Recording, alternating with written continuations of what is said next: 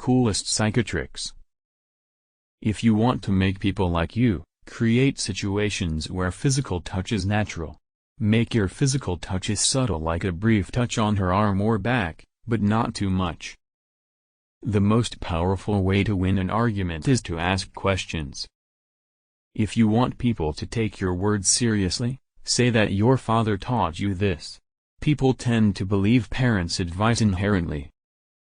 If you forget someone's name in a social gathering, introduce them to someone you know. They will automatically say their name, and you can capture it. People mostly remember the first and last things to occur, and barely the middle. When scheduling an interview, ask what times the employer is interviewing and try to be first or last.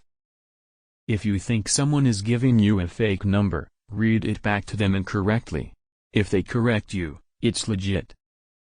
If you want the noisy auditorium to almost instantly quiet down, just open your mouth as if you're talking while gesturing at the same time. People will immediately quiet down, trying to grasp what is it exactly that you are saying or doing. If you want your friends to carry something, just keep talking to them while handing them the bag. Most people will automatically take the bag without thinking. If you really want something from someone, frame it as an offer rather than a request.